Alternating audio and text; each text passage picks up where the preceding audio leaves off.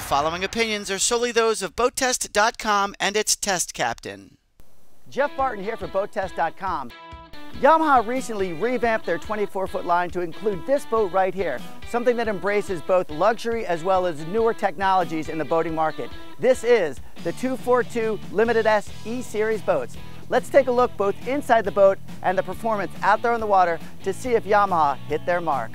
The E-Series focuses on luxury, so let's start our tour looking at just what that entails.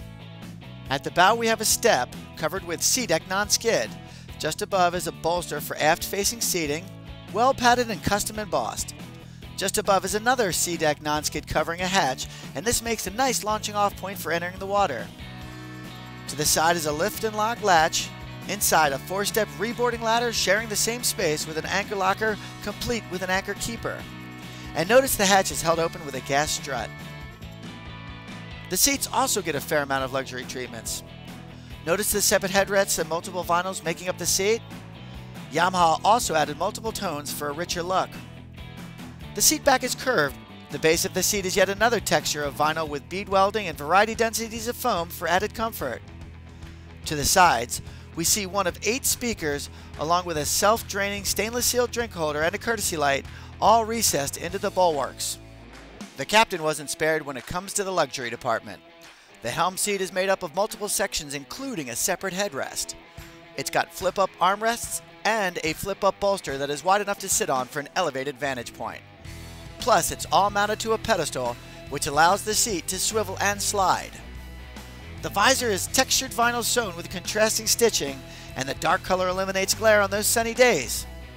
The dash is a faux carbon fiber, the wheel wrapped in a soft vinyl with padding underneath. The observer's seat is identical to that of the helm, but without the flip-up bolster. Rotated around, it blends nicely into the cockpit seating, and it makes a comfortable observer's seat. Now let's take a look at how the family will be enjoying time on the 242 Limited S. At the bow, the 2 lounge seats are roomy enough for stretching out. The forward cushions can be removed to create jump seats, and as you'd expect, the addition of filler cushions can turn the entire bow into a sun pad. Here's a neat trick. The front filler cushion can get relocated as a backrest for 3 across seating. To the port console, there's a storage area that can be converted into a head compartment with the addition of a porta potty. There's 3 feet 10 inches of headroom and a width of 17 inches meant to accommodate the commode. Around the back there's a glove box, and we noticed that the lid can be flipped down to use as a dining tray. It too has a non-skid surface. A recessed storage area is also just above, both surfaces covered in a SeaDek non-skid. The remainder of the cockpit seating is just as luxurious, and there's not only storage under the seats, but behind it as well. The addition of the cockpit pedestal table turns this into a lunch or cocktail lounge. Additional seating is at the stern.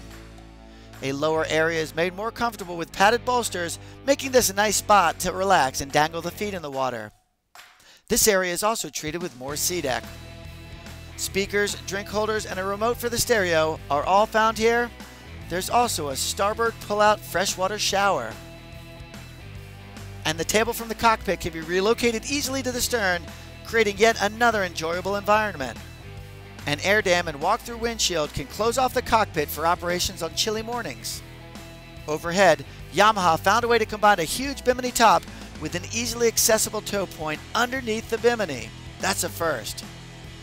This wakeboard tower also includes LED courtesy lights and speakers. Above that, solar panels put a trickle charge into the batteries when not in use.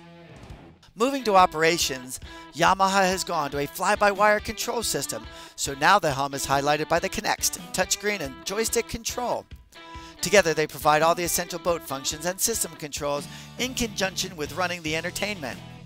Additionally, new for this model year is the Yamaha Drive Control, identified by this red tab at the top.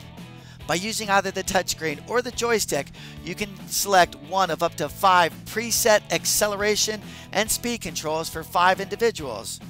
Not only great for water sports, you can use it during cruising as well.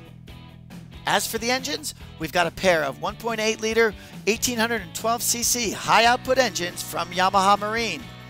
But more importantly, we've got an integral keel running the length of the boat, and at the back, an articulating keel connected to the steering.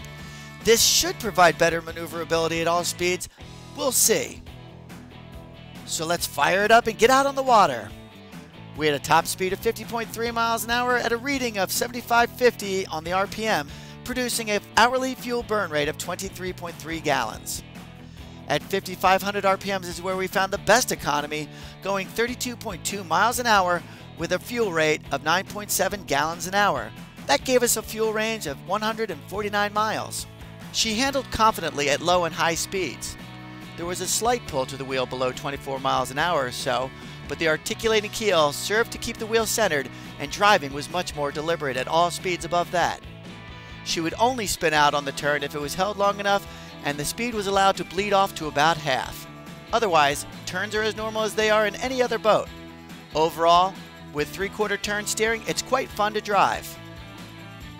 In my opinion, Yamaha did a good job with their advancements towards technology and innovation in this model here, the Yamaha 242 Limited S E-Series boat. For BoatTest.com, I'm Jeff Barton.